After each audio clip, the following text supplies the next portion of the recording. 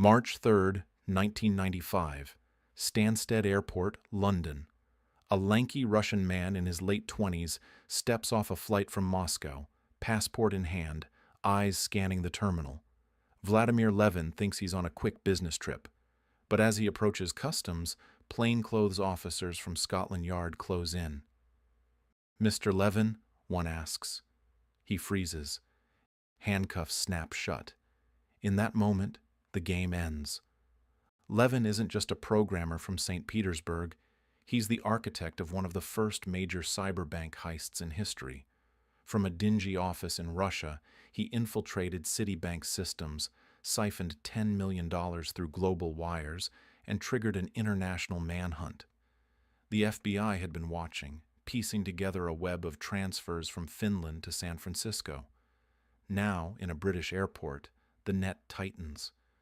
But how does a biochemist turned coder pull off a $10 million telecom hack without ever leaving Russia? And why does his arrest expose the fragile underbelly of the digital age? Vladimir Levin was born in Leningrad, now St. Petersburg, in the late 1960s, into a Jewish family navigating the tail end of the Soviet era. Tall, unassuming, with a sharp mind but no flair for the dramatic, he studied biochemistry at the St. Petersburg State Institute of Technology. By the early 1990s, as the Soviet Union crumbled, Levin pivoted to computers. He landed a job at A.O. Saturn, a trading company in St. Petersburg, assembling PCs and tinkering with software. It wasn't glamorous. Russia's economy was in freefall, inflation rampant, and opportunities scarce. But Levin had an edge: curiosity about networks. In those days, the internet was embryonic, mostly academic or military. Instead, global connections ran through older telecom systems like X25, a packet-switched network used for everything from airline reservations to banking. Levin wasn't a lone genius hacker, as the media would later paint him. The real breakthrough came from a loose group of St. Petersburg tech enthusiasts, guys like Bukazoid and Arkanoidy, who prowled digital frontiers for fun and free access. In 1992, they stumbled on Frack magazine, a hacker zine, issue 42. It listed dial-up numbers for SprintNet, formerly Telenet, an X.25 network with gateways worldwide. Among them, 363 Citibank nodes. These weren't internet-connected.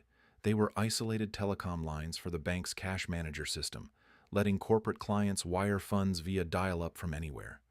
The Russian hackers dialed in from modems in St. Petersburg, paying steep, long-distance fees or reverse-charging calls.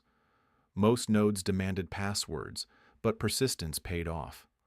One system was left logged in, sloppy oversight. From there, they harvested credentials in plain text, usernames like guest, and defaults like Cisco for routers.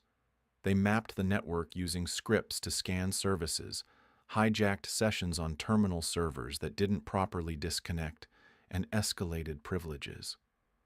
Within a few months, they had gained administrator access to the VAX systems at Citibank's hub in Parsippany, New Jersey. Emails revealed more passwords. ARP tables exposed gateways and modems. They even played games like Star Trek on the systems for kicks, using the bank's bandwidth for free global calls. But they stopped short of theft. Too risky. Enter Levin. In early 1994, one of the group, likely Bukazoid, sold him the keys, connection details, logins, passwords, and instructions on the cash manager. Price? Just $100. Levin wasn't the infiltrator. He was the opportunist. At A.O. Saturn, he had a laptop and phone line. No fancy tools, just a modem, stolen creds, and ambition. The system was vulnerable. No encryption beyond basic logins, no two-factor auth. Citibank's setup assumed trust in telecom lines, but in the dial-up era, anyone with the right number could knock. Levin tested the waters, logging in remotely from Russia. He browsed accounts of big corporate clients, oil firms, manufacturers, seeing balances in the millions. The thrill hit. Why not move some? By June 1994, Levin launched his scheme. He wasn't alone. He linked up with the Tambov gang, ex-athletes turned mobsters running protection rackets in St. Petersburg. They provided muscle and logistics. Levin handled the tech. Accomplices fanned out globally, opening bank accounts under aliases. A neurosurgeon pal introduced Levin to the gang, who funded trips for couriers, one to Israel, another to the Netherlands, a third to San Francisco. They set up accounts at banks like Bank of America and ABN AMRO, ready to withdraw cash. Levin's method was straightforward, almost crude. Dialing into SprintNet from Russia, he'd connect to Citibank's X25 node in New Jersey. Using pilfered IDs, he'd access the cash manager, a VAX-based system for wire transfers. No firewalls blocked foreign dial-ups. Security was an afterthought. He'd select a victim account, input transfer details, amount, destination bank, account number. Hit send. Funds zipped via Fedwire or SWIFT to accomplice accounts. No alarms blared initially. Transfers looked legit, mimicking client actions. And that was all the invitation Levin needed. June 1994, $400,000 to a Finnish account. Success. Accomplices withdrew and smuggled cash back. Emboldened, Levin ramped up. Over 4 months, 40 transfers totaling $10.7 million. $250,000 to Israel for one courier. $500,000 to Germany. $1 million split to the Netherlands for a pair of accomplices. In the U.S., $400,000 landed in San Francisco at Bank of America under a courier's wife's name. Funds flowed to Finland, Israel, the Netherlands, Germany, even Argentina. Levin worked nights, logging sessions meticulously, but he grew sloppy. Transfers clustered, patterns emerged. He wasn't erasing logs. Citibank's system recorded everything. How many red flags could pile up before the alarm shattered the illusion? Meanwhile in New York, Citibank hummed with $500 billion in daily wires. But in July 1994, a corporate client spotted an anomaly. $400,000 missing, wired overseas without approval. Alarms rang. Citibank's security team dug in, finding unauthorized logins from Russia. They froze suspicious accounts but let some transfers proceed to trace them. Enter the FBI. Agent Steve Garfinkel with the New York office took the case. It was novel, a telecom hack, not a stick-up. FBI monitored wires, alerting foreign banks to seize funds. Most of the $10 million got locked down before withdrawal. Only $400,000 vanished for good, likely into Tambov weapons. August 1994, a courier's wife tried withdrawing in San Francisco. Account frozen, she was nabbed packing for Russia, one-way ticket in hand. She flipped, calling her husband back from Russia. He arrived, got arrested, and both cooperated. "It's Vladimir Levin from St. Petersburg," they said. Recorded calls confirmed, Levin boasting about the scheme. In Israel, a courier was caught mid-withdrawal. In Rotterdam, a pair of accomplices fell into traps, arrested, extradited, confessed. Dutch police seized cash and fake IDs. With confessions piling up, how much longer could Levin hide in the shadows? Back in Russia, Levin hunkered down. The FBI couldn't extradite directly.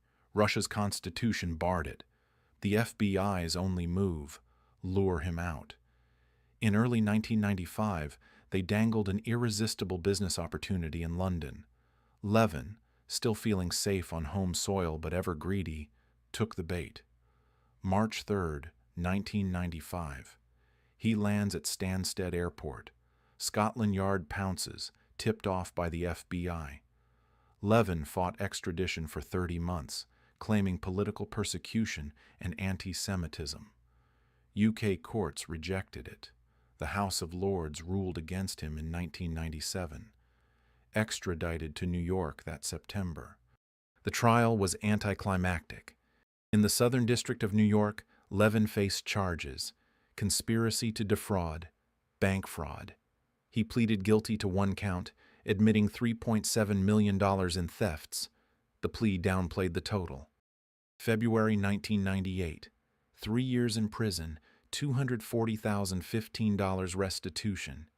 With time served in UK jails, he walked free sooner. Citibank recovered all but that $400,000. Levin vanished post-release. Rumors of return to Russia, a quiet life. But the hack's legacy loomed large. It wasn't Levin's brilliance. It was systemic rot. Citibank's X.25 network, riddled with defaults and unpatched holes, screamed vulnerability. Hackers roamed undetected for months, playing games while admins slept. The FBI formed computer crime squads, birthing modern cyber units. Banks scrambled, dynamic encryption cards, better auth. Yet, myths persisted. Media dubbed Levin a super hacker, ignoring the $100 buy-in and gang ties. He wasn't a spy, just a chancer in a dial-up Wild West. In the end, though, the hack begs one final puzzle. Why did Levin do it? Was it greed amid the post-Soviet economic turmoil, where hyperinflation and job scarcity drove even biochemists to desperate ingenuity? Or the thrill of outsmarting a financial behemoth like Citibank from a dingy St. Petersburg apartment? He pushed those boundaries until global authorities pushed back, exposing not just his scheme, but the fragile underbelly of early digital finance. It all started with a simple dial-up. A programmer connects, millions vanish, empires tremble, and the wired world awakens, forever changed.